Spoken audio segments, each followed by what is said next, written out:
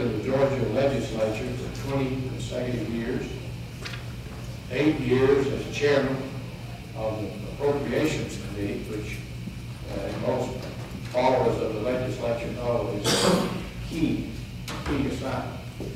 He served on the leadership team with Tom Murphy for those 20 years. He's very knowledgeable in the workings of the Georgia House of Representatives, and he is very familiar with Tom Murphy.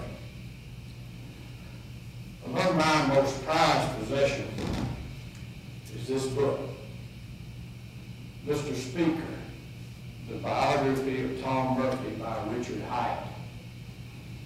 On the inside flap, there's an autograph. And that autograph says, "To my good friend Bob Shore, hope you enjoy reading about the old man that you helped create." Well, I wish that I could say that I helped create Tom Murphy, but I can't. Tom Murphy created Tom Murphy. He became one of the strongest politicians and speakers this state has ever known. He served for 28 years as a member and as a speaker of the Georgia House of Representatives.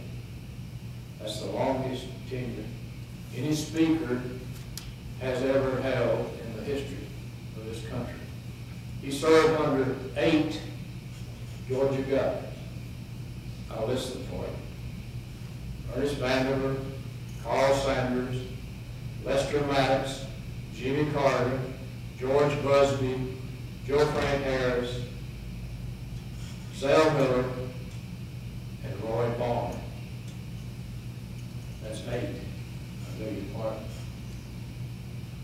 And thank God he was there during those many years, because his even temperament, even though he's always been accused of being a little tough, is what has kept Georgia ahead of many of the states in this country.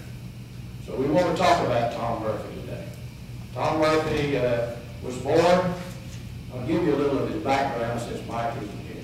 He was born in Bremen, Georgia. He was the son of a railroad man who was a primitive Baptist speaker. So he grew up near the cross. He always maintained that type of character. He was tough, he was strong, he was caring, he was willing, but he was a great man. So Tom Murphy, after finishing high school, because his father had instilled in him the work ethic, wanted to become and work on the railroad, become a working man on the railroad. But his father instead enrolled him at North Georgia College without his knowledge. So he goes to North Georgia College, he finishes there, and only a few days after his graduation, he joined the United States Navy and served in the South Pacific during World War II.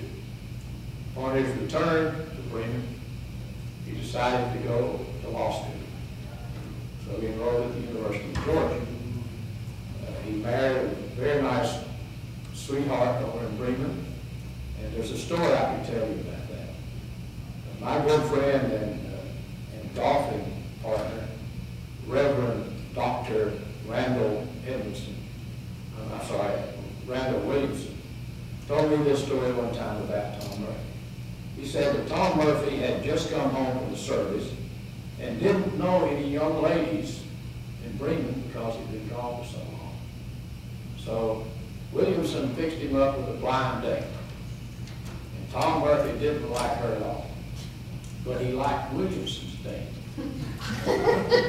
So he asked Williamson's date for a date the next night. They went out on a date, and 6 months later, they were married. So that's the story of Tom Murphy meeting his wife. But he went to the University of Georgia, he finished law school there, he came back home to Bremen, and he practiced law with his brother, James, who suffered from an arthritic condition and was confined to a wheelchair. So he and James together practiced law there. James had been in the legislature, and which encouraged Tom pretty well And he did. He got elected in 1960, which strangely enough was the same year that Zell Miller was elected. And those two, from that point on, became very, very, very competitive people against each other. So he got to be Speaker.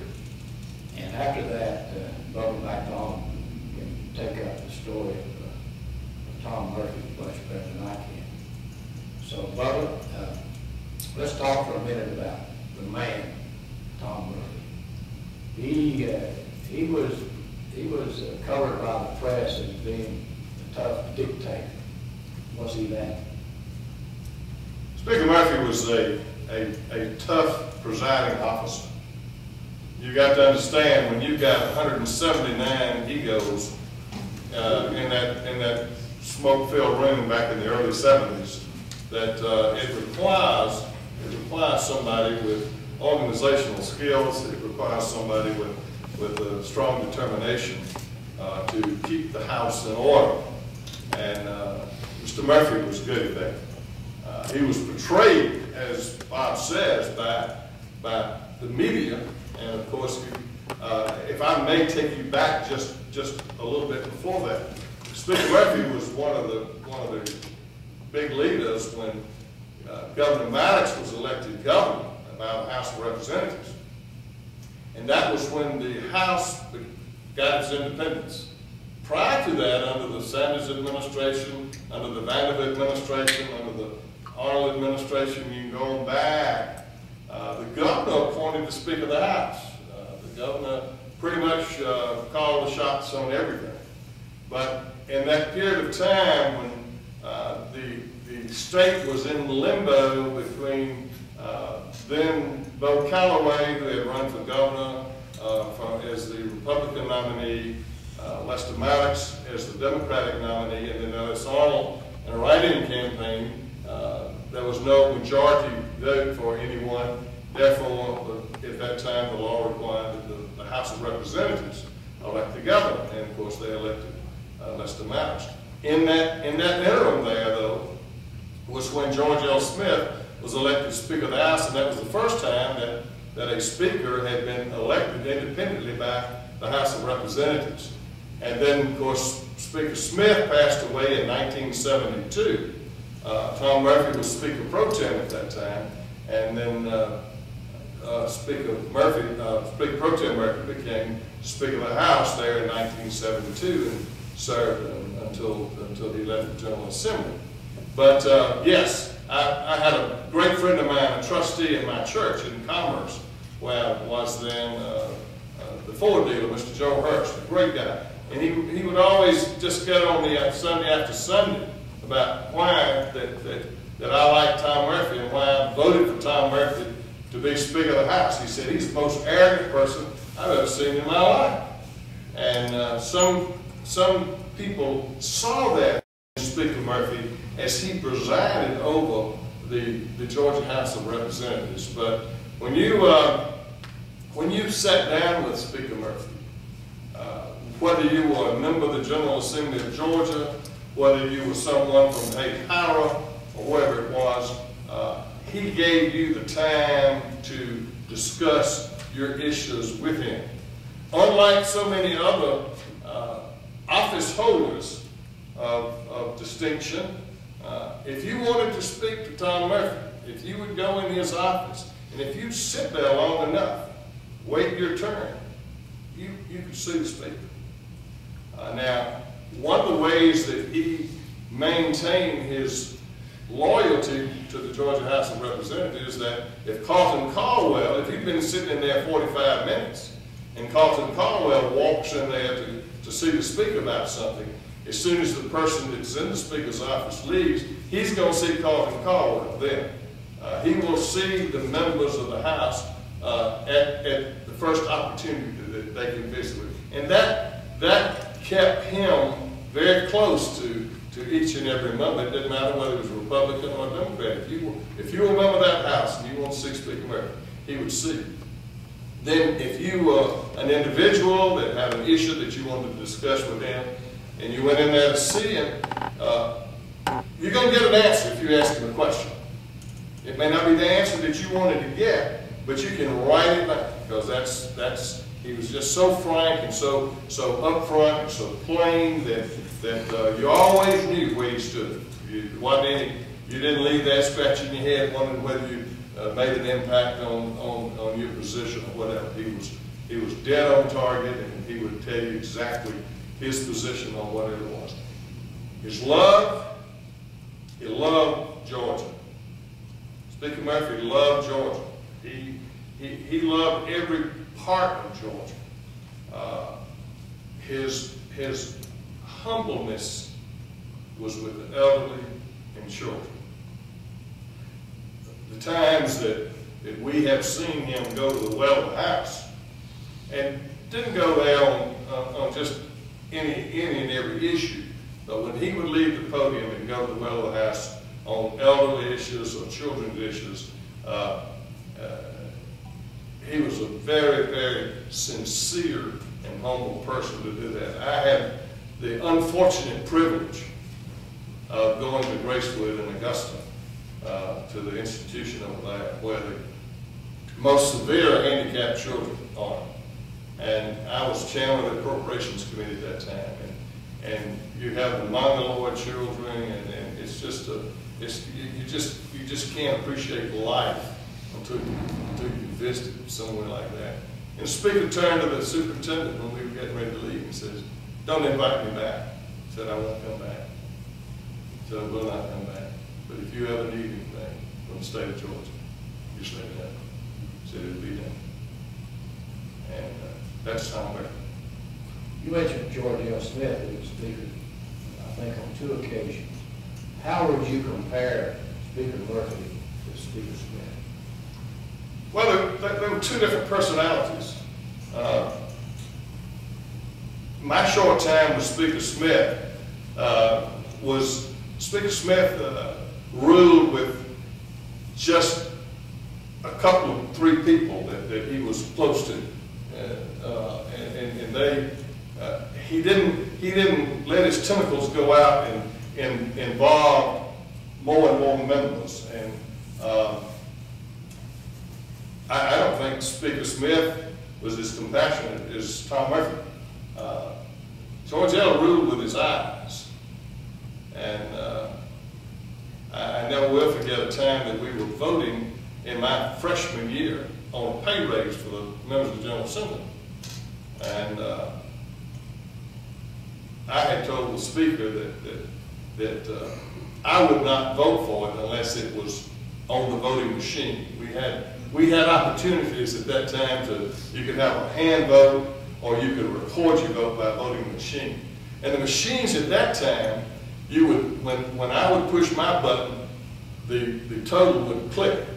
And of course, you're looking for 91 votes in order for anything to happen. I've always said it doesn't make any difference how rich you are, how big you are, how beautiful you are, how whatever you are as a member of the Georgia House of Representatives. Unless you've got 91 people with you, your effectiveness is pretty null. It takes 91 people to do anything in that body.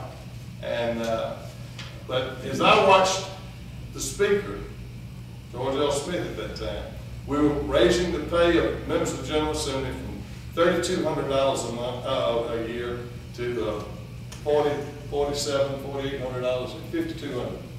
What was it? Do you remember calling it? 44. 44. Okay, $3,200 to $4,400 a year. And a lot of us had told them, we vote for it if you put it on the board, but we'd be recorded that we voted for it. Didn't want any hidden votes or anything like that. And I watched a particular person in the House that was in a leadership position, very close to then Speaker George L. Smith, stood in front of his desk, and he had voted in the green, voting for it, and right before the vote was, the machine was locked, Speaker Smith cut his eyes to this particular person. His vote was switched. We passed the pay increase by about 4 votes, and this particular person voted nay in the thing. But that was just a different type of leadership role, the difference between a George L. Smith and a Thomas P. Murphy. Mr. Mr. Murphy didn't hold grudges long. Didn't say he didn't hold grudges. He just didn't hold them long.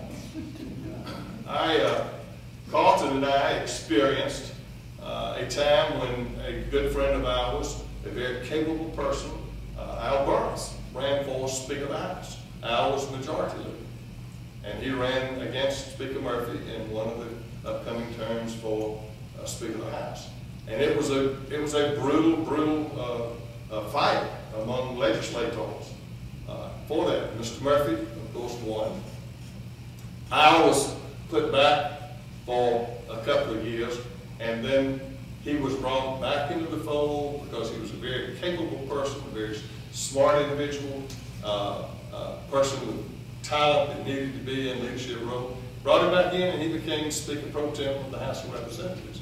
Speaker Murphy recognized a difference in, a lot of people in executive positions, they're afraid to hire somebody that's more knowledgeable of the subject or smarter than they are because they're afraid they'll take their job. Mr. Murphy wasn't that way. He always had confidence in his job, and he knew his job, and he would bring the best out of the best in the House of Representatives. So Denmark Group, one of probably the best constitutional lawyers in the state of Georgia, was a part of the team. But Denmark was a very down the middle, down the road, cut and dry. He would have disagreements with Mr. Murphy on the interpretation of the Constitution. And very frankly, Denmark was right most of the time. And but the Speaker would pull the best out of them in order to have the best perfected bill or constitutional amendment that we could have. I know that when the revision of the state constitution was made, and this was in the Busby administration, and there was a long, hard battle. The Senate position was 15% of the state budget. The debt service could not exceed 15% of the total state budget, and the House position was 10%. And even Busby kind of wanted to lean to the 15%. But Speaker Murphy and Carlton Caldwell's of the world and others, we all stood fast that we were not going to exceed the 10% debt service payments, exceed 10% of the state budget on an annual basis. And that's still in effect today. And that certainly is the greatest thing that can happen for our grandchildren and their children, because that's what's kept the state of Georgia a strong fiscal state. Speaker Murphy was a very, very strong fiscal person when it dealt with the state budget. He wasn't a person that just looked at it from the outside. He was right in amongst it, just digging in on hours after hours after hours when everybody else had gone home. And we had what was then called the Green Door Committee. Yeah, it was a committee of about 7 or 8 people, and Mr. Caldwell over there was one of my members. And we'd dig in and we'd go through that budget, hard times, hard line.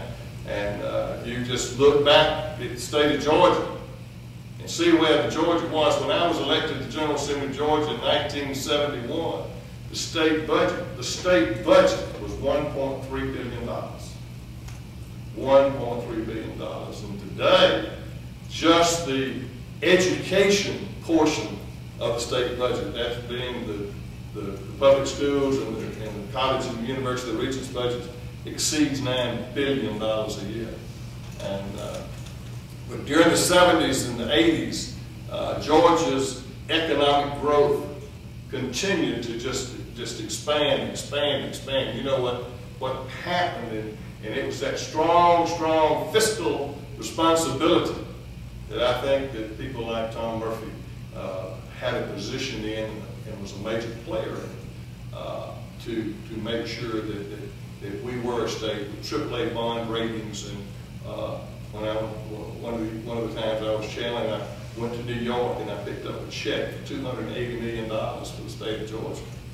And I walked out at Solomon Brothers with a $280 million. And we had done a refinance on some bonds. And I got to walk out of one building and carry it to another and deposit and put it to work. in about 15 to 20 minute time. But at one time, I had $280 million in my pocket. But that's a kind of a little overlay right there, Bob. Yeah. Well, I wanted to ask you about the green door, and I'm glad you brought that up.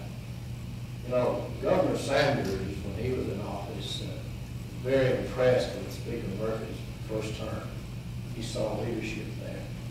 So he appointed him as chairman of the committee, which, as you know, is really a good thing for Murphy. Here again, this is the governor appointing the chairman of the committee, not the Speaker of the House appointing the chairman. But the sad part about it was that Speaker Murphy, who you know is somewhat stubborn, would not vote on one of the governor's bills. So the governor fired him, along with a couple other chairmen who didn't do that. So Speaker Murphy, who's a very bright guy, discovered a method to hold up the legislation that the governor was sponsoring at the time, who was anxious to get out of the House, by standing up and making a motion that the bill be explained to the membership paragraph by paragraph. That was going to take days. And so the governor sent Louis Daniel up there to get him. And Murphy goes down and see the governor, and the lady out front says, "Well, I'm sorry, Mr. Murphy, the governor's busy." And Tom says, "Well, that's fine with me. I didn't want to see him anyhow." But nobody knows this, but few people know. But there's a little button that those people can push. It rings a little bell, or it used to be. At least it was when Sanders was governor, because I was there and knew about it. But they rang the bell, and out came the governor. And he looked at Tom Murphy and he says, "Tom, you've made your point." And Murphy replied, "Well, Governor, you know, I want this bill to be understood by everybody in the House, everybody in the Senate, and every citizen of Georgia." And the governor repeated, "Tom, you've made your point." So they go back, they became friends again, and they went on about their business. It's interesting that Bob tells that story because I had the opportunity to talk to Governor Sanders 2 weeks ago. He was at Sea Island at the time, and we were talking about some things that will happen down the road. And he told me that story. He said, "I taught Tom a lesson." Well, he might have thought. But to capitalize on that a minute, as a committee chair, and Carlton was chairman of the Corrections Committee for years and years, and helped go through the time when we met with, and Speaker Murphy and Mike Bowers were about like this, and they just didn't cotton, if you might, in local terms. But we were in there because Georgia was in a crisis. We'd spent hundreds of millions of dollars under a federal court order in Reason, and we were in a crisis on prisons, and we got Carlton was an instigator of this, got the speaker and Mike Bowers in the speaker's conference room together with 3 or 4 others, and got a ruling from the Attorney General at that time that we could shortcut some construction without going through a major bidding process and contract because of the seriousness of the problem, and build some prisons. And we were able to do that and save millions and millions of dollars for the taxpayers of Georgia, being able to do that. But when the speaker, when it came time to get down what's in the best interest of the state, he laid aside his personal response to others that he might, whether it had been a Republican or, you know, he would do the Republicans like that right there. And at that time, of course, again, and I say this very comfortably, you know, those of us in the 70s and 80s that served in the Georgia General Assembly under the Democratic label, we weren't even close to what is in what I perceive as the Democratic Party in Washington, D.C. today. I mean, I'm a businessman in Commerce, Georgia, in the hardware and building supply business, and I was very conservative in my thoughts and my votes, and and everything like that, but also was very pro-business. Pro-business for the state of Georgia. Example, 1972 was the time when was being thought about at the World Congress Center. Well, just think back. Remove the World Congress Center as you see it today from what it is. And in 72, we were talking about spending $30 million for the World Congress Center. My wife was a classroom school teacher in Commerce, Georgia. And she was making about $5,200 a year as a classroom teacher. And here her husband, a member of the Georgia General Assembly from rural Georgia, Commerce, Georgia, Jackson County, was walking around supporting spending $30 million of state funds to build a World Congress Center. I'm not sure she even voted me when I had to run again.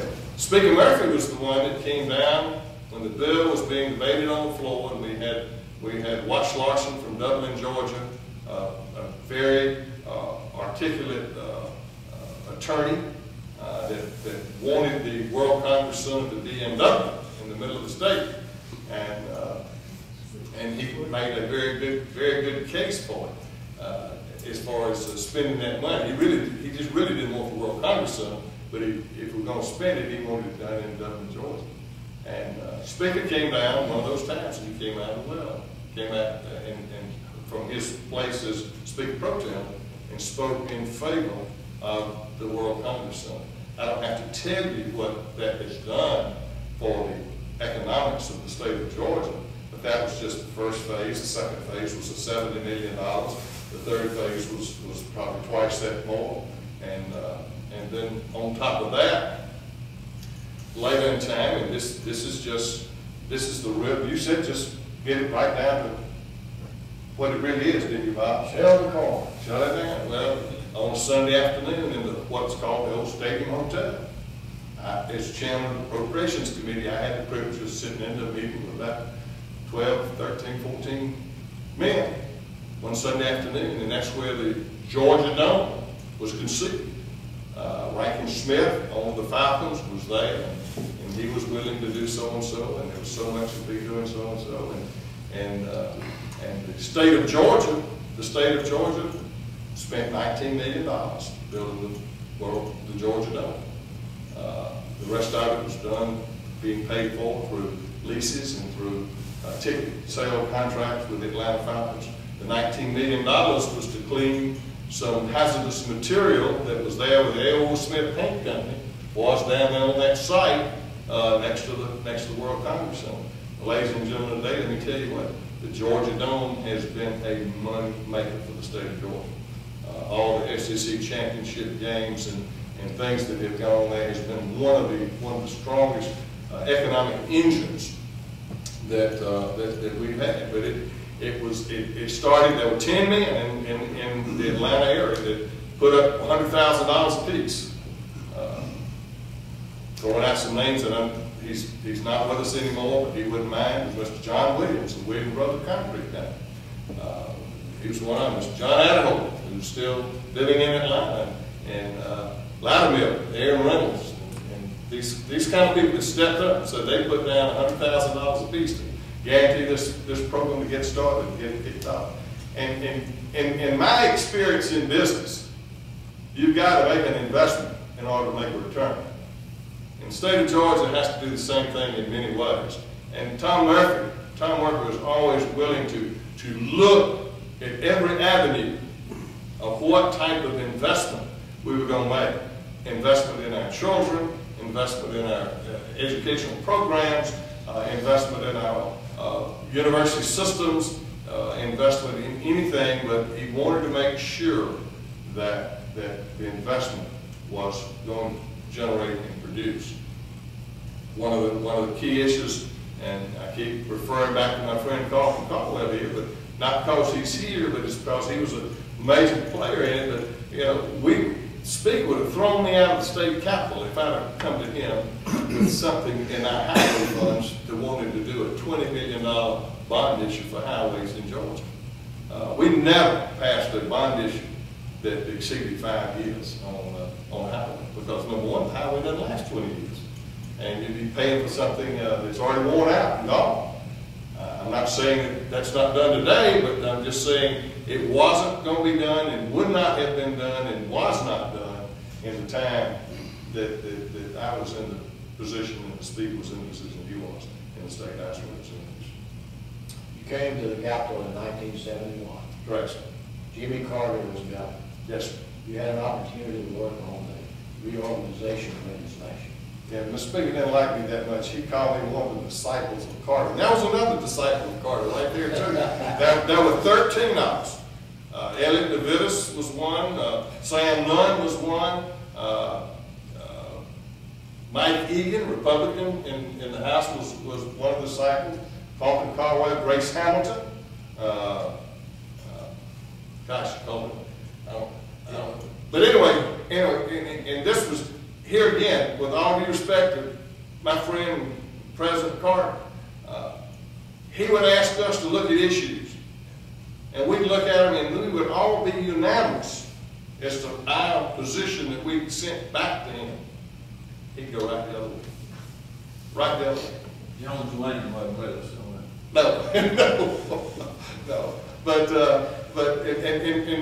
President Carter had the same problem in Washington, in my opinion, that he never was able to work with the General Assembly or with Congress as he was. He did in Atlanta.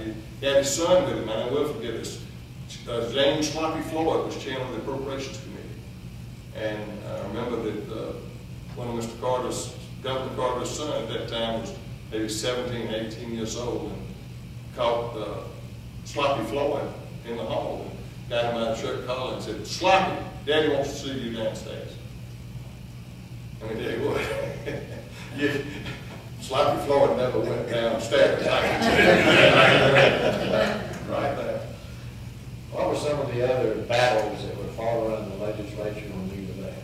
Well, let me give you let me get you up in the morning. It's in the hotel. It's about 6:15, 6:30. Marcus Collins' room, down the hall from the speakers, and many other legislators in there. And Marcus would start going against hotel rules, but he had an electric skillet in his room. He fried some ham, some sausage, and some toast that he fried in the skillet right behind that. Folks would convene in Marcus's room at about 10 minutes till 7. Just a big Stetson hat, old coat, and was walking in the door. It's Tom Murphy. And you hold court there for about 45 minutes, not more than an hour. Kind of talking about what you're going to do tomorrow, or today, or what you did yesterday, who got mad at what. But it was very open dialogue. Then the speaker would leave there, and he'd come to the Capitol, he'd get out of his car, he'd drive, and he'd talk to every doorman, every person that was sweeping in the yards out there at the Capitol that morning, and going into his job. And then he held the court in his office till people want to see him. It's kind of like Senator Talmadge was. You know, if you want to see Senator Talmadge, go to the Capitol about 6:30 in the morning, 6 o'clock. And the speaker was the same way. His office door was open. And of course, at 1 minute before 10 o'clock, and Mo Thrash would be in there, and he'd say, run all the guests out of the House chambers. And at 10 o'clock sharp, clap that gavel, and I always continue having around, all people take up, everybody take a seat, see all the conversation. You could kind of tell by the rap of that gavel what the tone of the day was going to be. And then, of course, it was time for roll call, and a lot of times the speaker was very stern about making sure that people were there on time, have a roll call, and be a recorded roll call. And you'd see people members kind of running there and recording and trying to run out the door. And the speaker would call for the doorkeepers to close doors and keep them closed, and he'd trap them all in. And then there would be the devotion that would take place on a daily basis. And then you go through the whole process. Well, then, and then when you get down into the budget period of time, at 4 o'clock in the afternoon, at 5, the Grand Old Committee would start meeting, and it would be till 9, 10, 11 o'clock, midnight. working on the state budget. And then when it got on down to the lick log about it, I got fussed out a little bit, but of course I cleared it to the speaker. You got to understand, I served at the pleasure of the speaker. And when the speaker appointed me chairman of the Appropriations Committee, the first thing he told me, he said, "Now, son," he said, "don't think you can take the state budget home with you." In other words, he was telling me that just because I represented one portion of Georgia, that to make sure that I didn't favor that portion of Georgia over the rest of the state of Georgia. And I think he was the same way himself. Let me read you something and ask you a question. Shortly after Tom Murphy was elected speaker, the Atlanta Journal had this to write about him. Thomas B. Murphy of Bremen, the new Speaker of the House of Representatives, is a small-town lawyer, as was his predecessor, the late George L. Smith of Swainsboro. It's about the only point of resemblance. The speakership was Smith's ambition and obsession most of his political life. Murphy never expected to be Speaker. Murphy, who will be 50 next month, is rough-hewn, rumbled in dress, country in speech. Smith was a suave, sophisticated, and became more sophisticated as the years went by. Murphy has a reputation as a firebrand, moody and mercurial in temperament. Smith was low-key all the way. Now I ask you, is that a fair description? The first part of it is very fair. He was rough, he was dressed, my wife used to want to dress him so bad.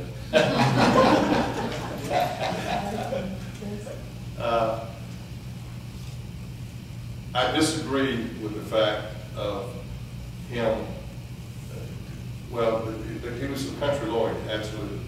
Speed reader. Read quick, fast, comprehend, knew what it was, sat through. Smart, very smart. Little country lawyer, yes, over there in Bremen, Georgia. I guess if you could look at his Dun and Bradstreet report, you'd say he's a country lawyer, yeah, right. If you wanted a lawyer in Harrison County area, you want to see Tom Murphy. He represents his clients very well. But as far as the allowance of the statement there, when we talked about how dictatorial or whatever it might have been, you never met a person that's more compassionate on a one-on-one basis than Tom Murphy. He had a hard time saying that. He really had a hard time saying that. You got to see example on understanding. We had a friend who, my mother died when I was 12 years old, and my dad was just a clerk in a hardware store, and my neighbors kind of helped raise me, and I had as many meals in Steve Reynolds, who was later a state senator, and who was later on the DOT board, in their house as I did in my own house. Steve ran for DOT board. Had a good friend in the house, Doug Whitmire from Gainesville, that was running at the same time. Speaker was for Doug Whitmire. Zell was for Steve Reynolds. Tom Moreland, who was the Commissioner of Transportation at that time, was for Steve Reynolds. Tom Moreland and Tom Murphy weren't the closest to friends either. They kind of like oil and water. But that being said, sometimes that's good for business when you have that competitive spirit of keeping things in check. Speaker was, of course, counting the votes of the members of the 9th Congressional District on who was going to vote for Doug Whitmire and who was going to vote for Steve Reynolds. Well, I went in to see the Speaker. I was chairman of the House Industry Committee at that time, and the transition was taking place, and I knew that I was being considered as a possible candidate for appropriations if I was reelected the next time. But I told Mr. Speaker, I said, Mr. Speaker, I'm not going to vote for Doug, and I've already told Doug that I'm not going to vote for him for DOT I'm not only gonna vote for Steve, but Mr. Speaker, I'm gonna nominate Steve for the OT board. And I said, let me tell you why. And I carried him back to when I was 12 years old, and what Steve and Becky Reynolds meant to my family and to me. Steve was my son's school teacher in Commerce. He was equally qualified to be a DOT board member as then Representative Doug Whitmire. There wasn't any, I favored him because he was just my friend and lifetime friend. His qualifications for that, he was chairman of the Transportation Committee in the State Senate. Speaker said, I understand. Never, ever mentioned that to me again. Doug Whitmire won it the first time for the unexpired term. Then Steve came back and won the second time. I nominated Steve the second time. Speaker never, ever questioned that. If you had a problem with a piece of legislation, if you knew he had interest in it, and your views were different from his, all you just tell him. No problem. Don't blindside him. Don't make him think that you're for it and then vote the other way. That doesn't work. But if you differ in opinion, he wanted people with different opinions. Yes, he was smart enough to count, and he was smart enough to have his leadership team around him that would, keep him in the spot where he was.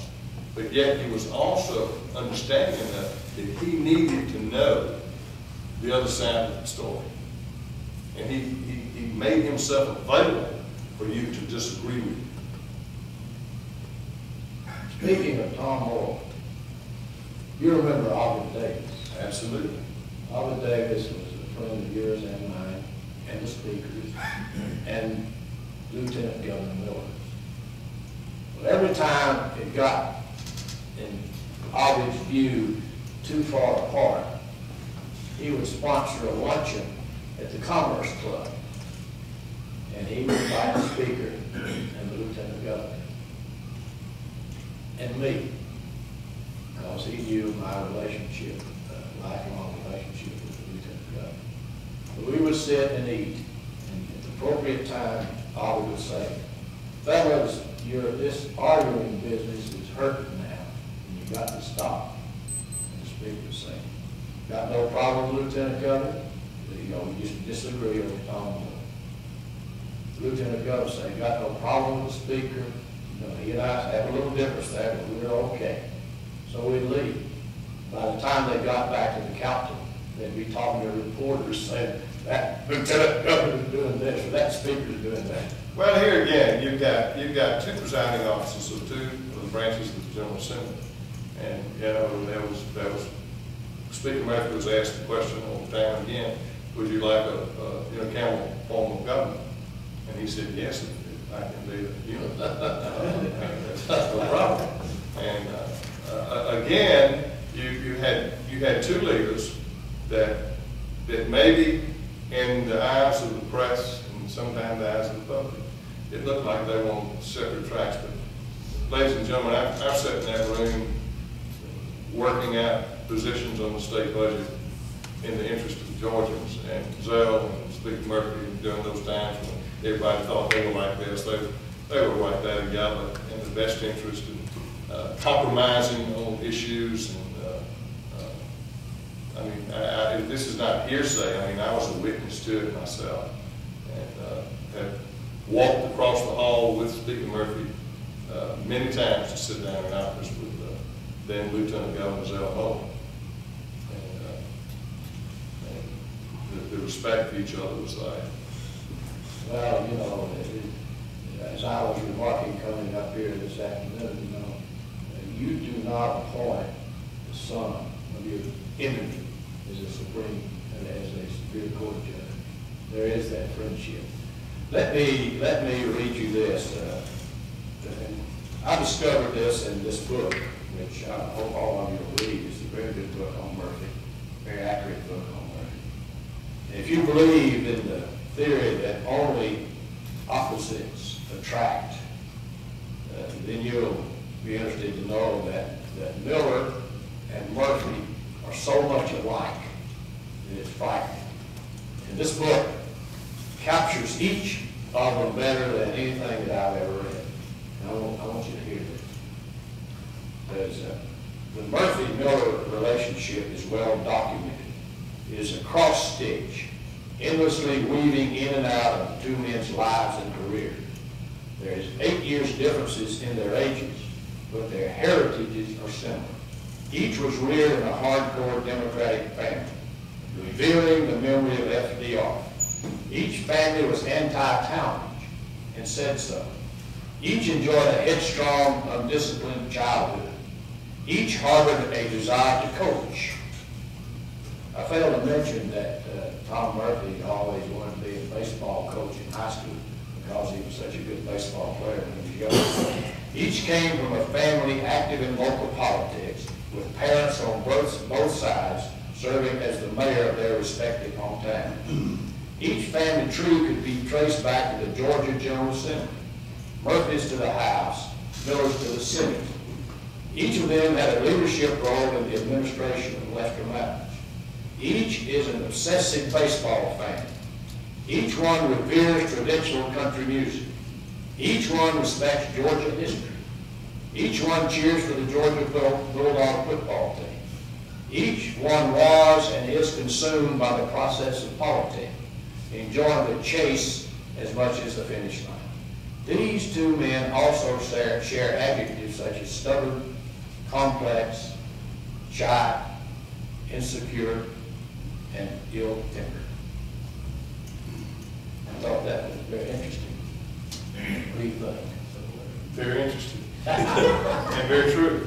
Yes. Very true. Anybody? Yes, sir. If Murphy was such a godlike character, why was he defeated his own district for re-election for the umpteenth time? Sometimes you stay too long. He went to well once too often? Sometimes you stay too long. And that, you know, that's the great thing about the process. If anything, I would say that Speaker's district was deprived because he was Speaker. He probably spent 4 times as much time looking after or worrying about or working for the entire state of Georgia than he did the 18th legislative district. And that can happen to you. His responsibility was that he had to be a part of the entire state, not just the 18th legislative district. Things change, people change. We've seen. I myself, I was defeated. I was defeated as a public service commissioner appointed by Zell Miller in a statewide campaign. Statewide votes over nearly 3 million votes and about 8,000 votes. 8,000 votes is a lot of votes, but and 2.5 to 3 million votes is not a lot of votes. But that was when the swing, Roy Barnes, the Democratic governor of Georgia, was defeated at the same time. There was a big turnover. A lot of people that in the district, in the county that I lived in at that time, which was Forsyth County. I had a business there, still have a business there, but people voted right down the party lines. I could have been Mickey Mouse, but that happens. And I would say that probably, if any one thing, because we tried, we selfishly, and I wasn't in the legislature when Mr. Murphy was debating on whether running or not. I didn't want him to run. I wanted him to retire, to move on while he was in office at that particular time. But selfishly, for me, as a citizen, I wanted him to run for my interest in Georgia, because I knew what his heart was about. But I wanted for him not to do it. And he decided to do that almost in an instant at a news conference when he was walking. I'm not sure that the speaker, when he got to the Capitol that day of that news conference, knew whether he was going to run again or not. I think he made a decision right in the line. But if there's any one ingredient, again, I say to answer your question, I think that his district was neglected because he was Speaker of the House for so many years. I've also heard that he hated Republicans. Did? Well, you know, the state had gone the other way. He didn't have much to do with Scotland. When you say hated, it resembled that in some degree. I know that people asked when Pierre Howard was lieutenant governor, and Pierre appointed a Republican member to one of the committee chairs, and somebody asked, well, why didn't the Speaker appoint a Republican to one of the committee chairs? And the Speaker, in his wisdom, he said, well, when Newt Gingrich appoints a Democrat to committee chair in Congress, I'll appoint one in the state House of Representatives. And so you can follow those two lines. Two people just, all that Newt Gingrich didn't appoint anybody a Democrat, and the process doesn't work. When I was appointed chairman of the Appropriations Committee, Johnny Isaacson was on the Committee of Industry, which I was chairman of before I went to Appropriations. When I went to Appropriations, I told Johnny, I said, Johnny, I want you to come to the Appropriations Committee. He said, well, Speaker's not going to appoint me to Appropriations. I said, Johnny, you're going to have to give up. He appointed me to the Rules Committee, one of the most powerful committees in the House, where Johnny Isaacson served. And he was on State Plan, Community Affairs, and Industry. Those were his three committees. And he didn't want to give up either one of them. And I said, but I need you on Appropriations, John. And he said, well, Speaker won't put me on. I said, will you give up one of the committees and come to Appropriations if he'll put you on Appropriations? He said, yeah, I'll do that. I want to see Speaker Miller. I said, Mr. Speaker, I need Johnny Isaacson on Appropriations. He said, are you sure? I said, yes. He said, okay, what committee's going to give up? I told him Industry. Fine, done, just like that. It was reported, but I don't know if it has been documented, that after Lieutenant Governor Taylor's remarks about Republicans in the legislature, that the Speaker called him over and said, son, you're making a mistake. He said, I went through that, and it ain't worth the fight. And I don't know whether that's ever been. Well, I know there were Republican members of the House that I served with that were very close to Speaker Murphy, and he treated them very fairly. But there again, it's when you hold that election, the first of each term, it's who's going to be the Speaker and who's going to be the committee chairs and this kind of thing. It's drawn on a party line basis. It's done today. It was done last week the same way, and it'll be done the same way 10 years from now. The point I'm making that I want to make more than anything out of the whole discussion here today is that I know, regardless of how he presided,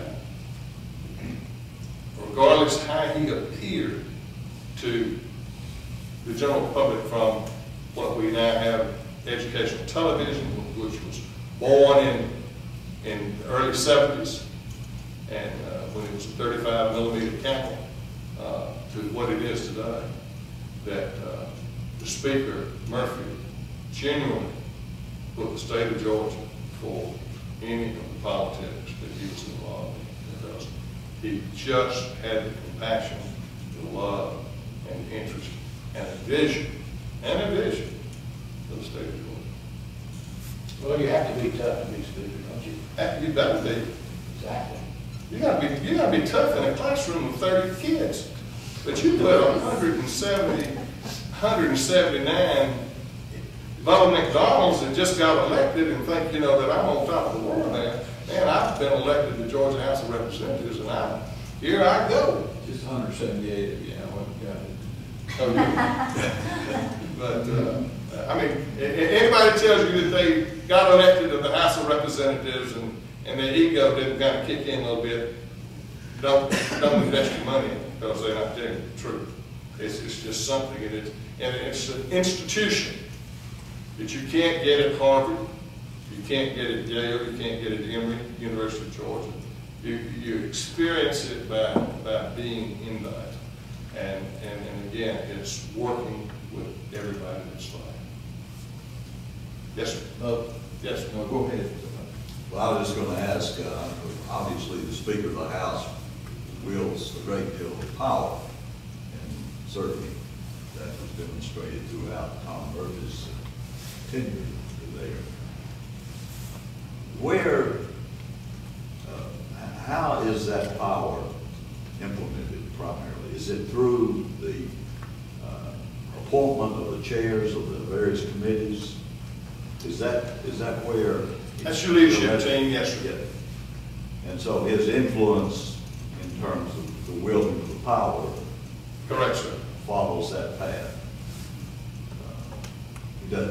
Would he take legislators aside personally and talk with them about particular bills, whatever that he had an interest in? Would he do that too? Not as much as you would think. We would have chairman's meeting every week. We would have a chairman's meeting every Monday morning when all the committee chairmen would come together, and you would discuss the legislative agenda for that week. And everybody was encouraged and free to speak whatever was on their mind about their position on whatever the legislation was. One of the things that when you got down to what was called the Green Door Committee was that I mean, we would really sometimes get into some very heated discussions. But among ourselves, we had an unwritten rule that once we hashed it all out and put our knives back up in our pocket, that we had a unanimous position when we went out of it. We didn't go out there stabbing each other in the back and fussing like that. Our work was done when we really hammered it out. And then if you lost, you lost. But you went out with a unified position to make things go forward the best way. Personalities are interesting. And as a committee chair, when I was chairman of the industry committee, we had a piece of legislation that Governor Buzzley was very interested in. And it was renewing an office, and we put a sunset on it. And the committee had to pass a bill to extend the life of that office. And we didn't think it was needed anymore. And the Speaker backed me as chairman of that committee and my committee for the position that we took. And I was called, and I was invited to the second floor to Governor Buzzley's office. And Governor Buzzley says, I want you to get that bill out of the committee. And I said, Governor, we're not going to get that bill out of the committee. I don't have the votes on the committee to get it out, and I'm not interested in it, and we're not going to pass it. He said, I want you to get that bill out. I said, Governor, thank you very much, but we're not going to get that bill out. And Buzzley took his glasses off and he slung them across the room in the governor's office, and they broke, I don't know how many pieces. And he says, I create a blank thing by executive order if you don't do it. And I said, get your pen out, Governor. We're not going to pass that bill out. I didn't pass the bill out, and he did exactly what he said he was going to do. He created it by executive order. Well, you know, would you say that Tom Murphy did more for the city of Atlanta than any one person? A lot of times at our discuss, Marty came up to a kid, and in retrospect, he was probably right. But I was representing my constituents, Carlton was representing his, and it was a big vote on the life of Marty. And it was 90 votes for it. Well, it takes 91 votes for it to be effective. And when that machine was locked and there were 90 votes up there, chair votes aye, wham, bill passes.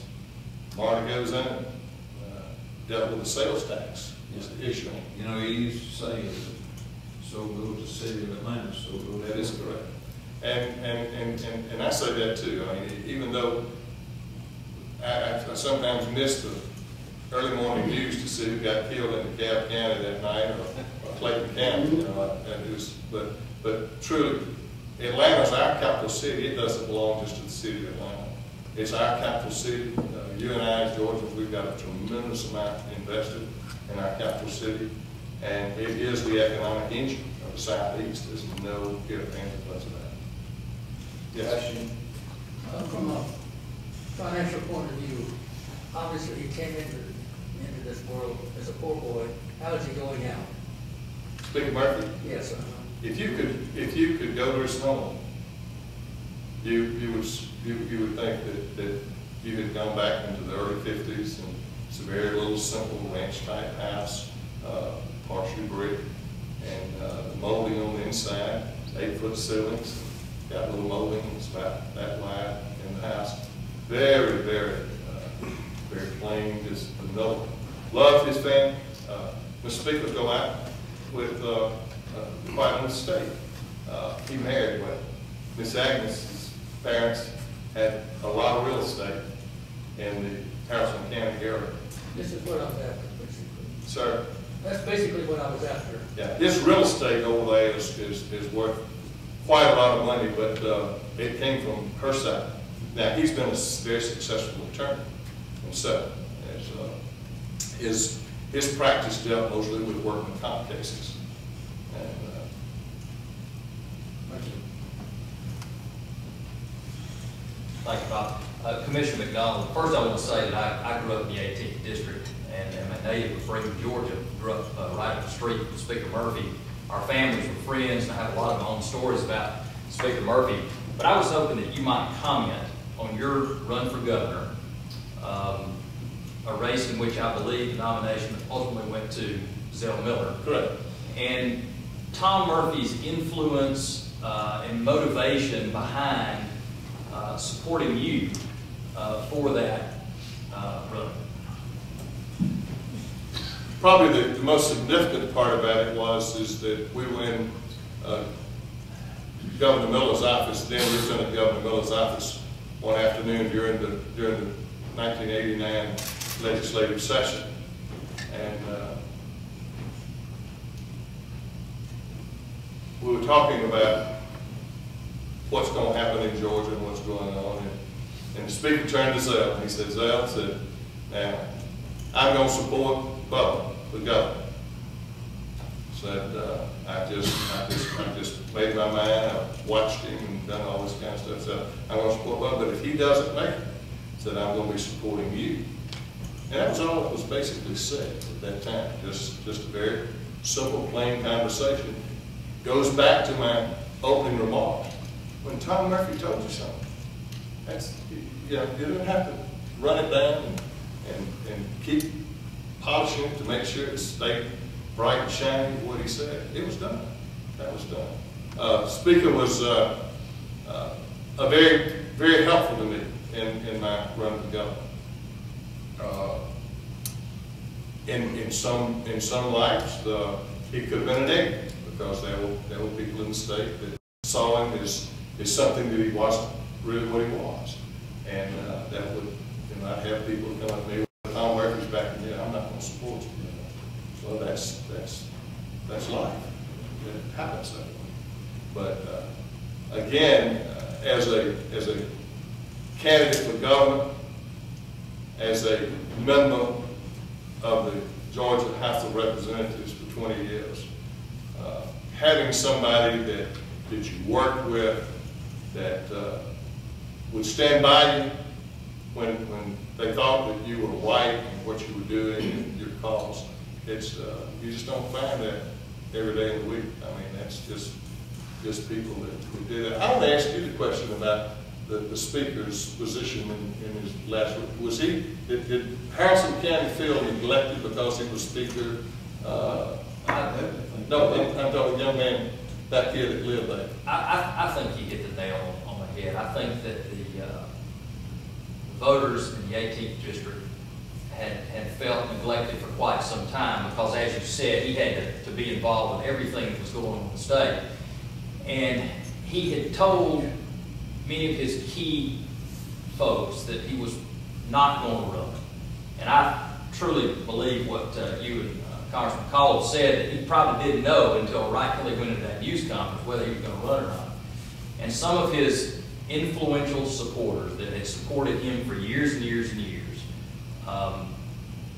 kind of turned against him and went for Bill Heath. Yeah.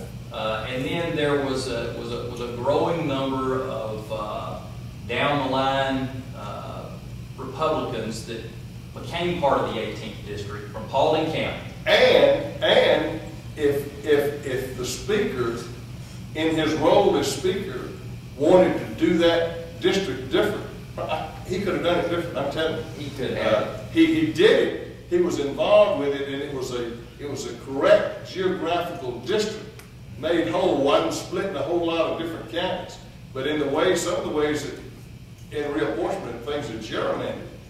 I think personally that he had the influence to make the 18th legislative district to run down I-20 from Brigham to Augusta, Georgia, if he really wanted to make the 18th district that way. And unfortunately, his intentions were misconstrued as if he were trying to keep a district set up the way he wanted it, when in fact he really was not trying to do that. There were complaints about, the Budweiser plant that went to Cartersville. People began to, at that time, start saying, well, that could have been in Haralson County.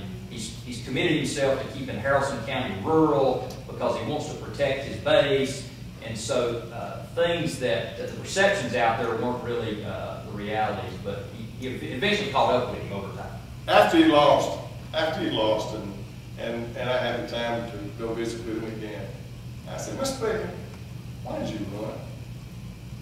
He said, well, son, he called me son, except when he was mad, and then he called me Laura. So when the office, I'd get that phone call and say, Lauren, come in here, please. I knew it wasn't going to be a fun trip. But if your son and need to talk to you, my office was right around, I'd go through the back corridors in the closet and walk right in the back of his office. But anyway, when I asked him, I said, Mr. Baker, why did you run again? He said, son, said, Roy, i.e. Governor Barnes, Roy's getting a little out of hand as governor. I thought I'd better run again just to keep it in check.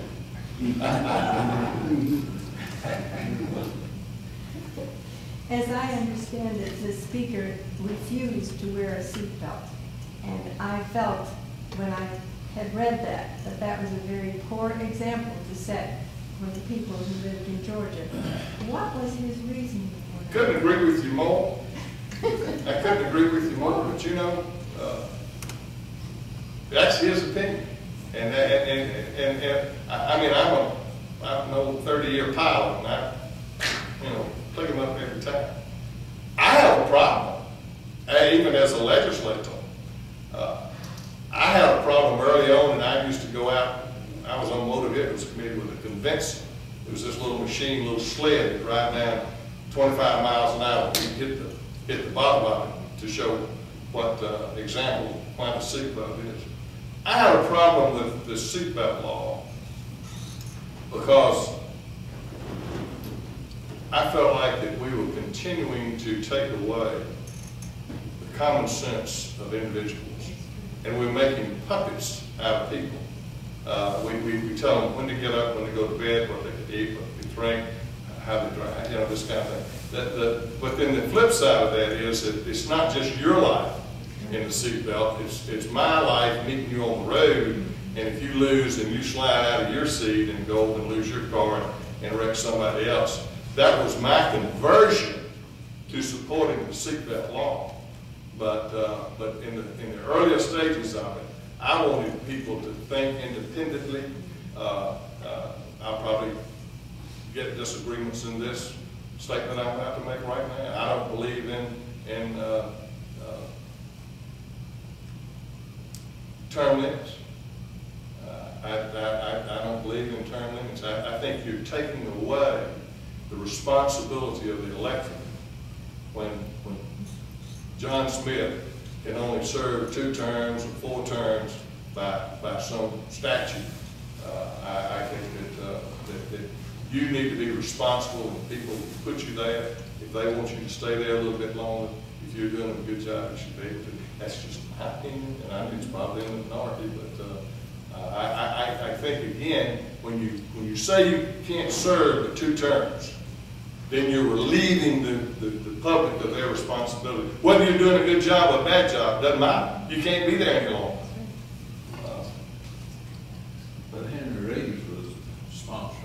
seat that. Yes, sir. Have you ever thought of becoming a Republican? The state has gone from, when we came down here in the mid-60s, you could find 3 Republicans, Johnny Isaacson, Paul Coverdale, and myself and my wife.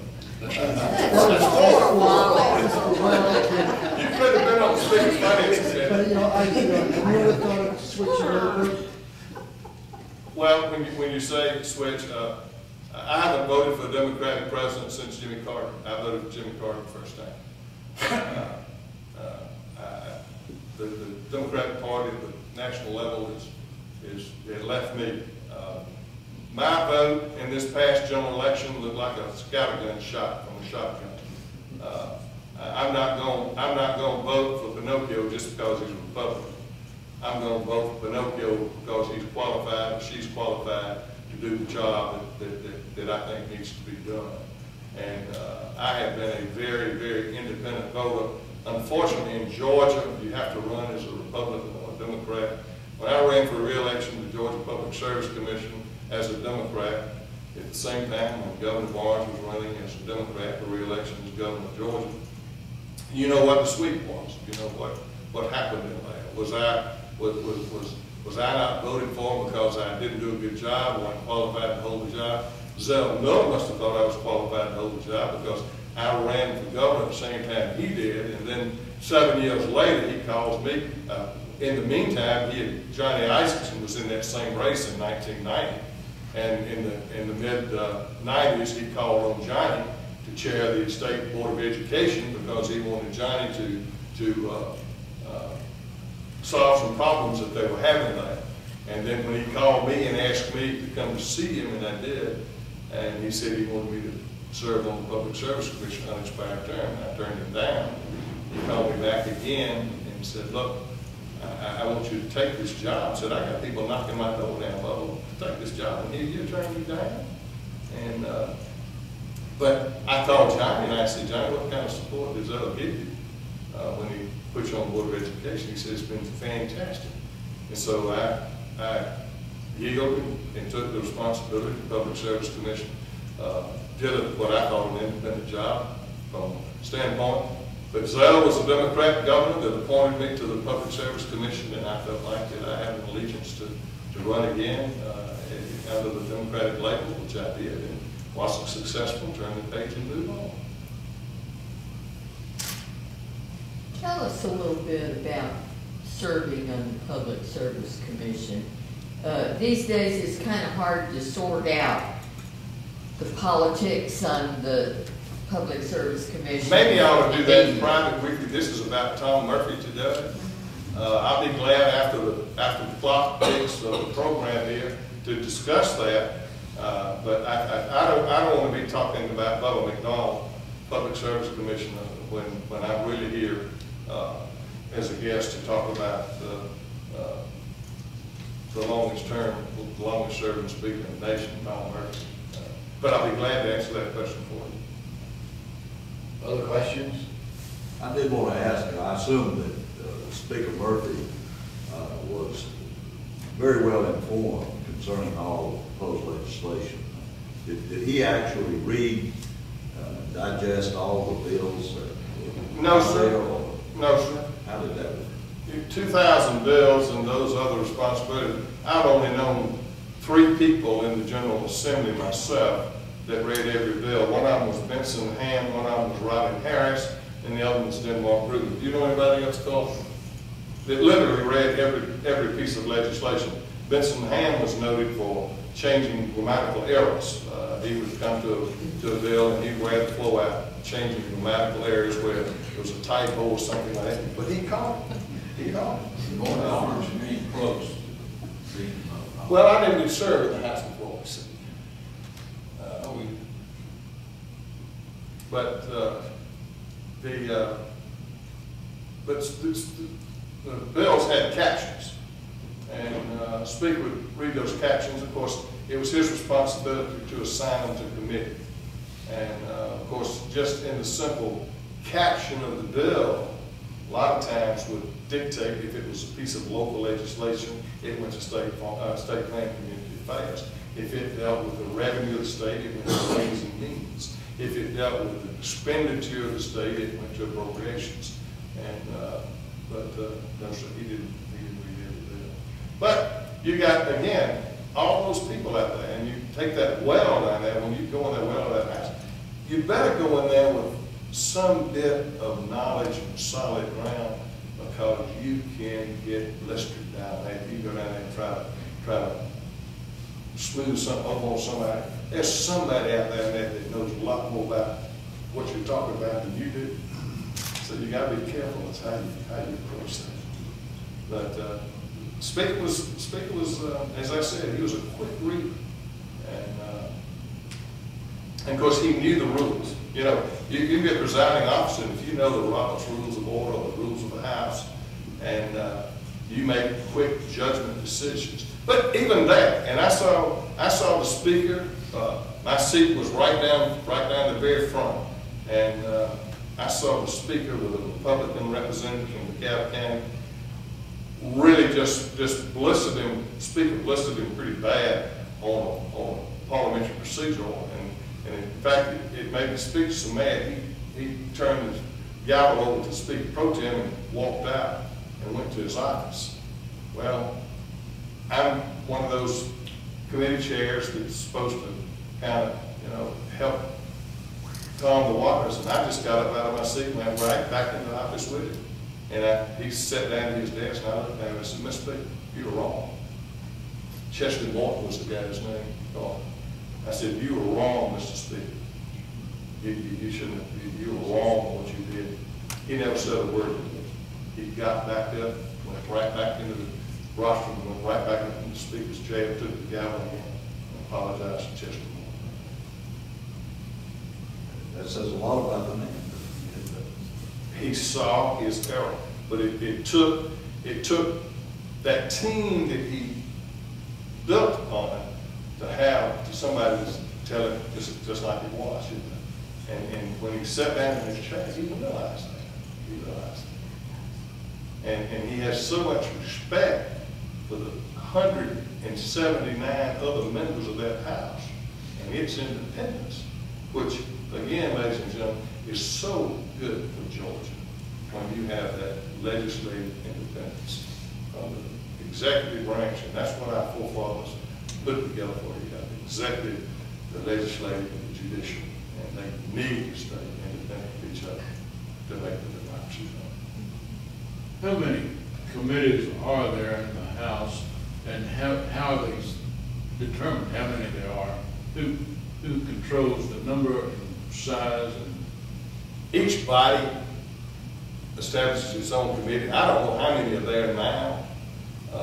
We had about 28 committees. But the Speaker has that big a say so does the Speaker have in determining the number of committees. He appoints the chairman, I believe. That is correct, sir. You create a new committee through the Legislative Services Committee. And if you want to split industry and tourism, have a tourism committee and have an industry committee, well, I'm sorry, I do not know the present makeup because there's been a lot of changes made. But we had industry and tourism was under one committee, and you can use the committee process to expand your base, I guess you might say. But it can also be too many to be productive. And I think the Speaker was always very conservative about not having too many committees. All right, but once he decides how many committees there's going to be, then that's it. No one else votes on it. No, sir. Other questions?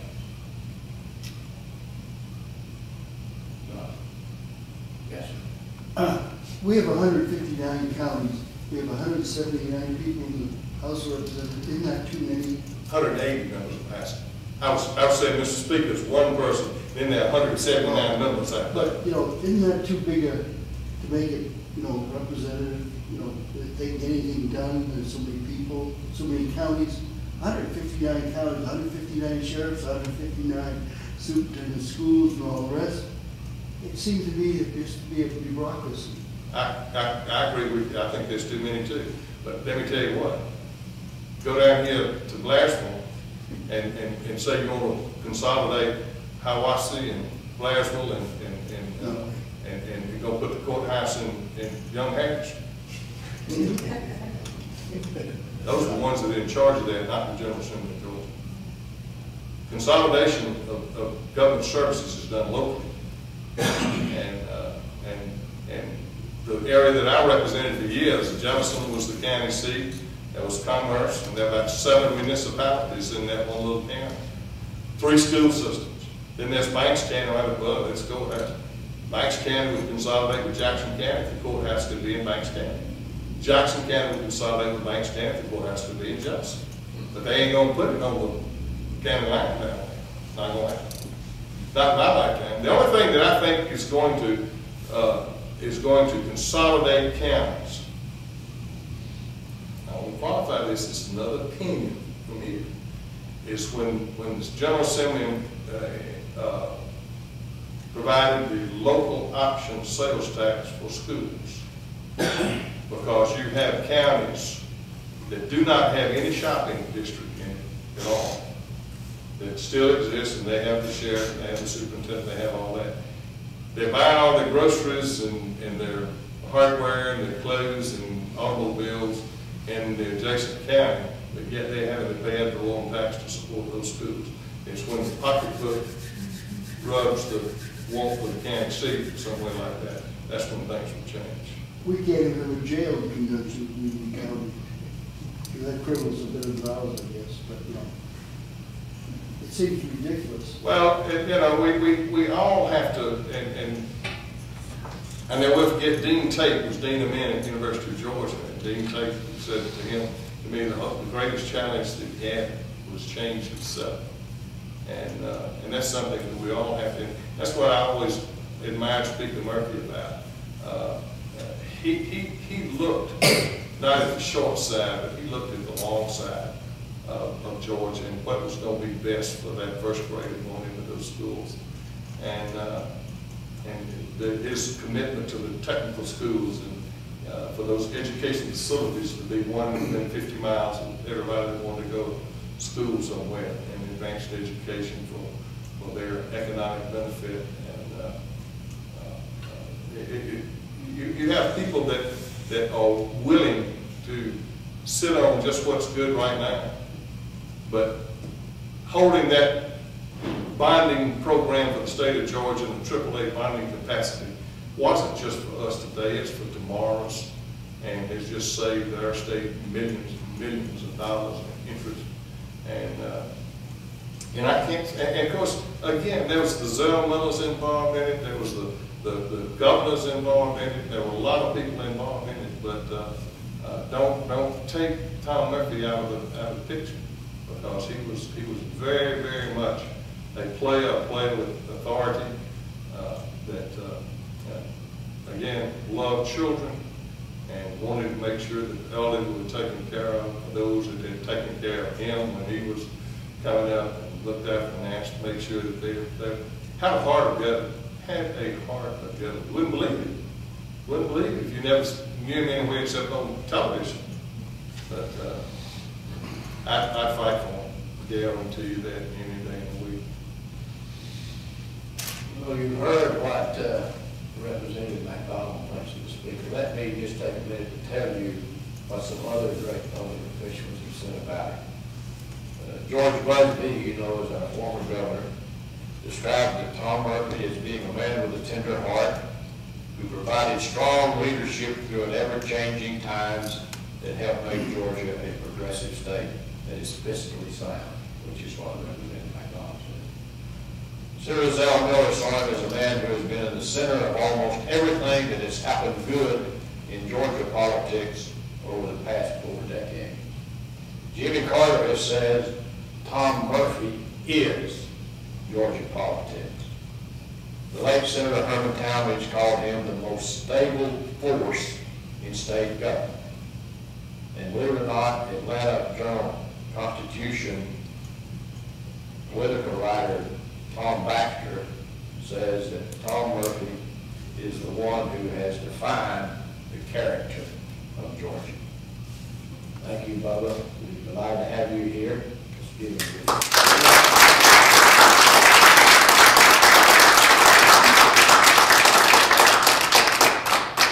Now I'll answer your question. Oh, okay. That's not, you can leave if you want to.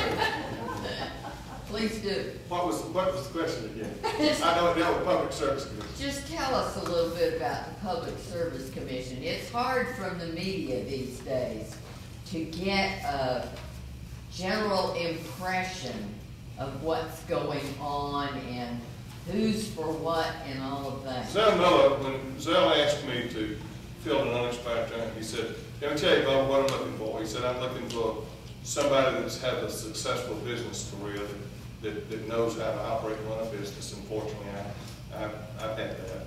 And he said, "I'm looking for somebody that understands the state of Georgia, is preferably with legislative experience." And he said, "That's why I want you to do this job." Well, I accepted the responsibility of the job and thoroughly enjoyed my time on the Public Service Commission. I got there at the time with gas deregulation. I had nothing to do legislatively with gas deregulation. Then Senator Sonny Perdue is the one that introduced the gas deregulation bill in the state of Georgia. I got there in June, and implementation was to take place by the Public Service Commission in September. We had 19 different marketers. The Constitution that sets up the Public Service Commission, they are responsible for the monopoly industries of the state, the utility industries of the state, and also responsible for the consumer. It's twofold. The press makes it sound like that you're only responsible for the consumer, and if you do anything for a utility, then you're against the consumer. During my time on the commission, 4.5 years, I had 2 rate cases of the Georgia Power Company, and over a 6-year period of time, reduced rates by almost $1 billion to the ratepayers of Georgia. Georgia ratepayers, as far as the Georgia Power is concerned, is paying less on a per kilowatt basis today than they were in 1991. And you go back, look how much your newspaper was in 91, look how much your milk was in 91, look how much your gas was in 91, and yet we've got to buy. But the law requires Georgia Power. This is what the Public Service Commission has to do. The law requires Georgia Power a proper return on equity. The investors that put their money, the stockholders into that company, they are guaranteed a rate of return. Now, the commission comes in there to help referee if all the expenses that have come into play are proper, which sets the rate of return. If the Public Service Commission sets a rate of return that the company itself feels like is not adequate, then they can appeal it to a superior court in Fulton County. And there has not been a case that has been appealed that wasn't ruled in favor of the utility if the commission does not adequately do its job. The commission at the time when I was there, we do not, and gas was deregulated. We don't have anything to do with the price of natural gas. It's been deregulated. That's what deregulation is. It's taken away from the regulatory process. But yet, we dealt with it, and of course the gas price at the well just went out the top. Many reasons why. Because of the climate and environmental controls, utilities were going to natural gas for generation of electricity. Whether it's peanuts, whether it's sorghum syrup, or whether it's natural gas. The demand and the supply is going to go with the price. We've seen oil prices today down $52 a barrel now, and gas prices, and I saw a The day before yesterday, 199 now. Where? In coming. But you know, then that same station last year, it was $2.30, something like that. And of course, oil was $80 a gallon, $80 a barrel then. So you've got these things that work in those different directions. Congress in Georgia deregulated telecom. We just lost, in all due respect to the gentleman that's elected to the Public Service Commission, the Republican candidate. I'm sure he's a great guy and will do well. But they lost one of the finest, knowledgeable people in the telecommunications business with David Burgess, who's an Afro-American that graduated from Georgia Tech, was offered a professional baseball scholarship, didn't want to do it, came to work for the Georgia Public Service Commission as a staff person, worked in the telecom division, became director of the telecom division over years, knows more about the telephone and telecom industry than all of us in this room put together. And Governor Barnes, there was a vacancy created, and Governor Barnes even asked me, he said, do you know somebody? And I recommended David Burgess, and others recommended David Burgess, and he appointed David to the commission. And my personal views, Georgia lost, because the telecom industry is a whole different ballgame, ladies and gentlemen. It changes what we see today, and the telecom industry is obsolete because it's already been changed for tomorrow. It's not like natural gas and electricity. Natural gas hadn't changed. It's the same thing it was when it first had that first well. And electricity hasn't changed. The delivery and all those type things are different, but the product itself is the same thing. You follow the money line with gas and electricity. You can't follow the money line with technology because it's so complicated in how it meshes together with everything else. And I just as an individual, I just think that we lost some tremendous talent in David Burgess, and John over here, I'm sure will attest to that, because he just has the knowledge of it. He's been working in it all his adult life, and don't have to worry about David. David can go to work with one of the telecom companies and make 3 times what he was making on the Georgia Public Service Commission. But he was just dedicated to his job. But it's a very volatile. You got to make some tough decisions, and you have to do it.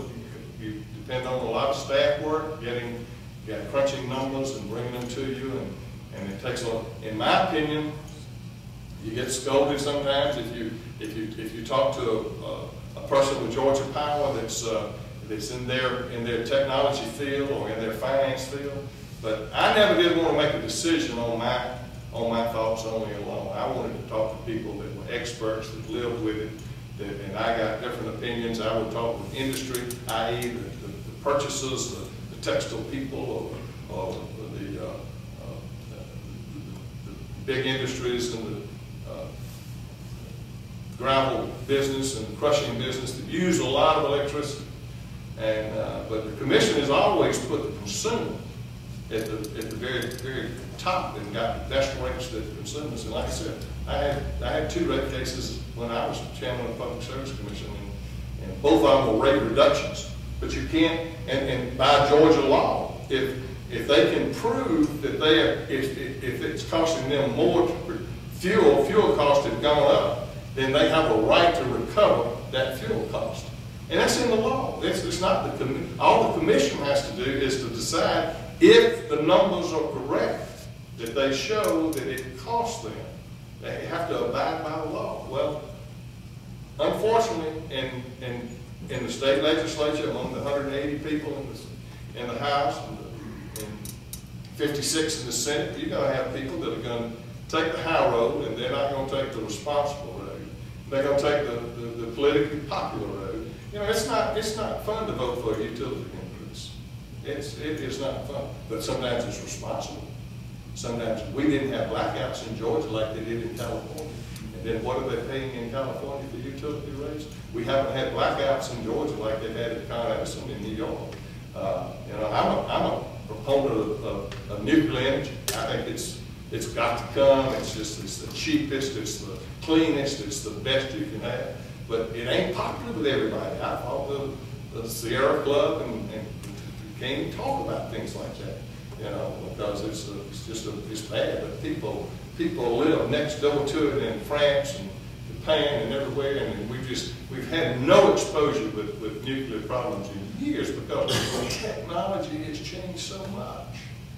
And I just don't want to burden my two grandsons with a lot of financial responsibility that maybe I could have got taken care of. So, one final word.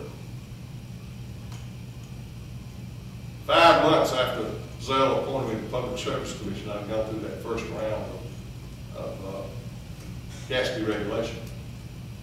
I met him in his office. I said, Governor, just figured out why you wanted me to serve on the Public Service Commission. He said, why is that, Bubba? I said, you're just getting evil when you run against yourself.